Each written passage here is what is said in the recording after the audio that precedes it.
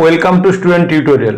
আমার প্রিয় শিক্ষার্থীরা, আজকে আমি আলোচনা করছি দশম শ্রেণীর ভূগোলের রিডিউস সিলেবাসের উপর 1 নম্বরের প্রশ্ন উত্তর নিয়ে সাজেশন সহ, যেগুলো পড়লে তোমরা টেস্ট পরীক্ষা ও ফাইনাল পরীক্ষায় তোমরা অবশ্যই কমন পাবে।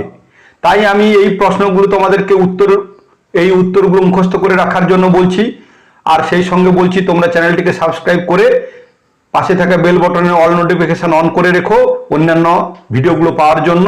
আমি যথারীতি তোমাদের ফাইনাল পরীক্ষা পর্যন্ত তোমাদের সাজেস্টিভ এরকম করে দিয়ে যাব, তোমরা পড়ে রেখো, অবশ্যই তোমরা কমন পাবে। চলো আজকের 1 নম্বরের প্রশ্ন উত্তর নিয়ে আমি আলোচনা করছি। ভূগোলের প্রশ্ন উত্তর দেখে নাও। 1 নম্বরের প্রশ্ন উত্তরে প্রথমে কি প্রশ্ন রয়েছে দেখে নাও একটু। 241 নম্বর প্রশ্ন। তার মানে বুঝতে পেরেছ, আমি এর আগে 3খানা ভিডিও দিয়েছি, 80টা করে প্রশ্ন, 8 3 24, 240 নম্বর পর্যন্ত। যারা দেখোনি ভিডিওগুলো আমি লিঙ্ক দিয়ে দিচ্ছি, তোমরা দেখে নিও ভিডিওগুলো এবং মুখস্থও করে রেখো। দেখো 240 নম্বর প্রশ্নের উত্তর এবং প্রশ্ন দেখে নাও। ভারতের পূর্ব সীমা থেকে পশ্চিম সীমা পর্যন্ত সময়ের পার্থক্য কত? 1 ঘন্টা 56 মিনিট। 242 প্রশ্ন। ভারতের মূল ভূখণ্ডের দক্ষিণতম স্থান কোনটি? তামিলনাড়ুর কন্যাকুমারী। এরপর 243 নম্বর প্রশ্ন। ভারতের শ্রেষ্ঠ মৎস্য বন্দরের নাম কি? কোচি। নেক্সট প্রশ্ন। তামিলনাড়ু উপকূলের বালিয়াড়িকে স্থানীয় ভাষায় কি বলে? থেরিস। এরপরের প্রশ্ন দেখে নাও। 245। ভারতের কোন বন্দর কফি রপ্তানিতে বিখ্যাত? নিউ বেঙ্গালোর, এটা কর্ণাটক রাজ্যে। 246 নম্বর প্রশ্ন। কৃষ্ণা নদীর মোহনা থেকে কন্যাকুমারী অন্তরীপ পর্যন্ত বিস্তৃত দক্ষিণাংশের উপকূলকে কি বলে? করমণ্ডল উপকূল। 247। ভারতের কোন বন্দর লৌহ রপ্তানিতে বিখ্যাত? মারমাগাঁও, গোয়াতে। 248। পশ্চিমঘাটের দক্ষিণতম শৃঙ্গের নাম কি? আগস্তকুটম। এরপর দেখে নাও 249। ভারতের একটি আধুনিক প্রযুক্তির বন্দরের নাম লেখো। জওহরলাল নেহরু বন্দর বা নবসেবা বন্দর। এরপরে 250 নম্বর প্রশ্ন। বানাবুদান পাহাড়ের সর্বোচ্চ শৃঙ্গের নাম কি? মুলানাগিরি। নেক্সট প্রশ্ন। ভারতের একটি করমুক্ত বন্দরের নাম লেখো। কান্ডালা। করমুক্ত মানে কর দিতে হয় না, ট্যাক্স দিতে হয় না। 252 নম্বর প্রশ্ন। চম্বল অঞ্চলের এবড়ো খেবড়ো ভূমি কি নামে পরিচিত? বিহড় নামে পরিচিত। 253 নম্বর প্রশ্ন। ভারতের বৃহত্তম বন্দরের নাম কি? বোম্বাই। 254 নম্বর প্রশ্ন। উত্তরের বৃহৎ সমভূমি অঞ্চলের দক্ষিণে অবস্থিত মালভূমি অঞ্চলকে কি বলা হয়? দাক্ষিণাত্য মালভূমি। নেক্সট প্রশ্ন। ভারতের থর মরুভূমিতে চলমান বালিয়াড়িকে কি বলে? উত্তর ধ্রিয়ান। 256 নম্বর প্রশ্ন। ভূপ্রাকৃতিক তারতম্য অনুসারে মরু সমভূমিকে কয়টি ভাগে ভাগ করা যায়? 5 ভাগে। 1 হচ্ছে বাগড়া, 2 রোহি, 3 ক্ষুদ্র মরু, 4 হামাদা, 5 হচ্ছে মরুস্থলী। 257 নম্বর প্রশ্ন। মাউন্ট এভারেস্টকে নেপালি ও তিব্বতীয় ভাষায় কি বলা হয়? সাগর মাথা। নেপালিরা বলে ও চোমলুংমা তিব্বতীয়রা বলে। এরপরে দেখে নাও 258 নম্বর প্রশ্ন। ভূপ্রাকৃতিক বৈচিত্র্য অনুসারে ভারতকে প্রধানত কয়টি ভাগে ভাগ করা যায়? 5টি ভাগে। 259 নম্বর প্রশ্ন। কোন শহরের জনসংখ্যা 1 লক্ষের বেশি হলে তাকে কি বলে? নগর বলে। নেক্সট প্রশ্ন। কোন মহানগরের জনসংখ্যা 1 কোটির বেশি হলে তাকে কি বলে? Mega city.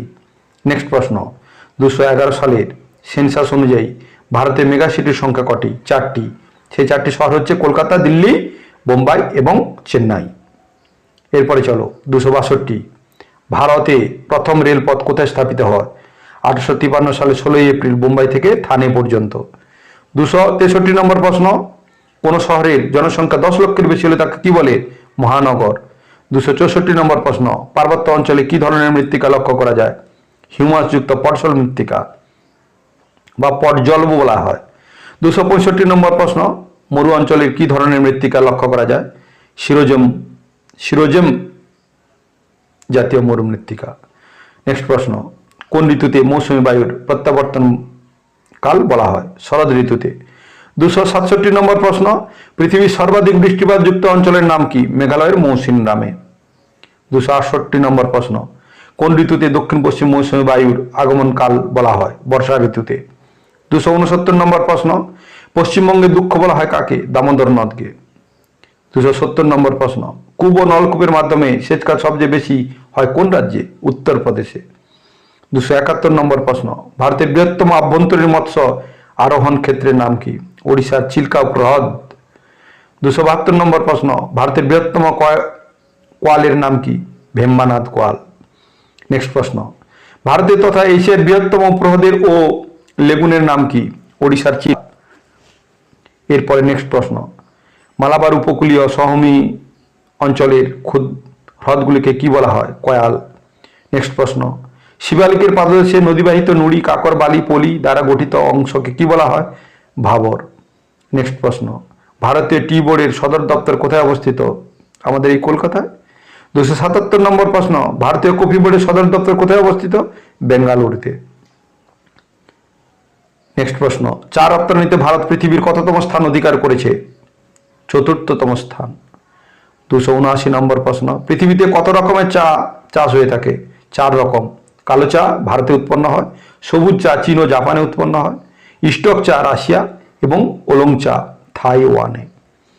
এরপরে দেখো 280 নম্বর প্রশ্ন, পৃথিবীতে কত রকমের কফি উৎপন্ন হয়? 4 রকমের। 281 নম্বর প্রশ্ন, বিশুদ্ধ কাঁচামাল কাকে বলে? যে সকল কাঁচামাল শিল্পজাত করার পর উৎপন্ন দ্রব্যের ওজন 1 থাকে তাকে বিশুদ্ধ কাঁচামাল বলে। নেক্সট প্রশ্ন, জলাশয় সেচের মাধ্যমে ভারতের মোট কত শতাংশ জমিতে জলসেচ হয়? প্রায় 9%। এটা 9। এরপর দেখে নাও 283 নম্বর প্রশ্ন, কূপ ও নলকূপের মাধ্যমে কত শতাংশ জমিতে জলসেচ করা হয়ে থাকে? প্রায় 53%। 284 নম্বর প্রশ্ন, ভারতের কত শতাংশ জমিতে খালের মাধ্যমে জলসেচ করা হয়? প্রায় 26%। নেক্সট প্রশ্ন, কৃষ্ণ নদীর মোট দৈর্ঘ্য কত? 14,000 কিমি। নেক্সট প্রশ্ন, কৃষ্ণা নদীর উৎপত্তি কোথা থেকে হয়েছে? পশ্চিমঘাট পর্বতের মহাবালেশ্বরের শৃঙ্গ থেকে।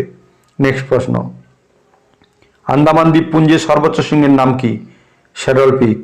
নেক্সট প্রশ্ন, আন্দামান ও নিকোবর দ্বীপপুঞ্জের দুটি আগ্নেয়গিরির নাম করো? ব্যারন ও ন। 289 নম্বর প্রশ্ন, ভারতের বৃহত্তম কয়ালের নাম কি? ভেম্বানাদ কয়াল। এরপরে দেখে নাও 290 নম্বর প্রশ্ন, গির ও গিরনার পাহাড়ের সর্বোচ্চ শৃঙ্গের নাম কি?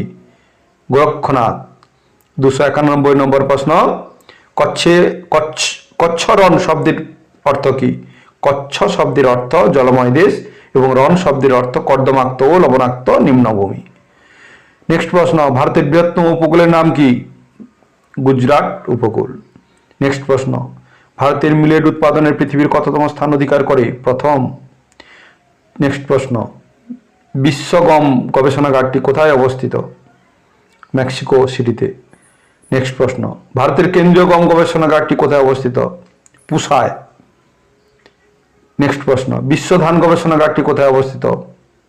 ম্যানিলাতে, ফিলিপিন্স। 297নম্বর প্রশ্ন, পশ্চিমবঙ্গে ধান গবেষণাগারটি কোথায় অবস্থিত? হুগলির চুঁচুড়াতে। 298নম্বর প্রশ্ন, ভারতের কেন্দ্রীয় ধান গবেষণাগারটি কোথায় অবস্থিত? কটকে, উড়িষ্যার। এটা উড়িষ্যাতে। 299নম্বর প্রশ্ন, কত সালকে রাষ্ট্রসংঘ আন্তর্জাতিক ধান বর্ষ হিসেবে ঘোষণা করে? 2004 সালকে। নেক্সট প্রশ্ন, ভারতে সবুজ বিপ্লবের জনককে? Doctor MS Swaminathan. নেক্সট প্রশ্ন, ভারতের বৃহত্তম মিষ্টি জলের হ্রদের নাম কি? ডাল ও কুলার হ্রদ। নেক্সট প্রশ্ন, ভারতের বৃহত্তম লবণাক্ত জলের হ্রদের নাম কি? সম্বর হ্রদ। 303নম্বর প্রশ্ন, ভারতের উচ্চতম হ্রদের নাম কি? প্যাংগং হ্রদ। নেক্সট প্রশ্ন, ভারতের বৃহত্তম দীর্ঘতম খালের নাম কি? ইন্দিরা গান্ধী খাল। নেক্সট প্রশ্ন, কারাকোরামের উত্তরে ভারত ও চীন সীমান্তে কোন পর্বত রয়েছে? আগিল পর্বত। নেক্সট প্রশ্ন, সিন্ধু নদ ও সিয়ক নদীর মাঝে কোন পর্বতশ্রেণী অবস্থিত? লাদাখ পর্বতশ্রেণী। নেক্সট প্রশ্ন, ভারতের উচ্চতম মালভূমির নাম কি? লাদাখ। নেক্সট প্রশ্ন, লাদাখ পর্বতশ্রেণীর প্রধান গিরিপথের নাম কি? খারদুংলা। 309নম্বর প্রশ্ন, হিমালয় শব্দের অর্থ কি? বরফের বাসস্থান। 310নম্বর প্রশ্ন, পূর্ব পশ্চিমে হিমালয়ের পর্বত কত কিমি দীর্ঘ? 2500 কিমি। নেক্সট প্রশ্ন, হিমালয় পর্বতমালার মোট ক্ষেত্রফল কত? 7 লক্ষ বর্গ কিমি। নেক্সট প্রশ্ন, ভারতের বৃহত্তম রসায়ন শিল্প কেন্দ্রের নাম কি? জামনগর। 313 নম্বর প্রশ্ন, তথ্য প্রযুক্তির রাজধানী বা সিলিকন ভ্যালি কোন শহরকে বলা হয়? বেঙ্গালুরুকে বলা হয়। 314 নম্বর প্রশ্ন, ভারতের সর্বপ্রথম কত সালে আদমশুমারি শুরু হয়? 1872 সালে। 315 নম্বর প্রশ্ন, পৃথিবীর মোট জলরাশির কত শতাংশ সমুদ্র রয়েছে? 97.5%। 316 নম্বর প্রশ্ন, ভারতের দীর্ঘতম জাতীয় নদীর নাম কি? গঙ্গা। নেক্সট প্রশ্ন, সরস্বতী নদীর শুষ্ক খাতকে কি বলে? খগ্গর। 318 নম্বর প্রশ্ন, গাঙ্গেয় সমভূমি কয়টি অঞ্চলে বিভক্ত? 3টি ভাগে। 319 নম্বর প্রশ্ন, দুন উপত্যকায় হিমবাহ দ্বারা সৃষ্ট হ্রদগুলিকে কি বলে? তাল। 320 নম্বর প্রশ্ন, শিবালিক ও অঞ্চলের মধ্যে কি অবস্থিত? দুন উপত্যকা। এই ছিল তোমাদের মোট 1 নম্বরের শর্ট প্রশ্ন। আশা করি তোমরা এই প্রশ্নগুলি বুঝতে পেরেছো এবং তোমরা এই প্রশ্নগুলিকে অবশ্যই মুখস্থ করে রেখো, কারণ এইগুলো অবশ্যই তোমরা কমন পেয়ে যাবে। চ্যানেলটিকে কিন্তু সাবস্ক্রাইব করে রেখো অন্যান্য ভিডিওগুলো পাওয়ার জন্য। আমি যথারীতিভাবে ভিডিও দিয়ে যাব। তোমরা ভালো রেজাল্ট করার জন্য মনোযোগ দিয়ে দিনরাত পড়াশোনা করে যাও। ভালো থেকো, সুস্থ থেকো। করোনা কিন্তু এখনো পর্যন্ত যায়নি। করোনা থেকে খুব সতর্ক থেকো, নিজেকে ভালোভাবে রেখো আর দিনরাত করে পড়াশোনা করে যাও। মা বাবার মুখ উজ্জ্বল করো এবং সেই সঙ্গে শিক্ষকদেরও উজ্জ্বল করো।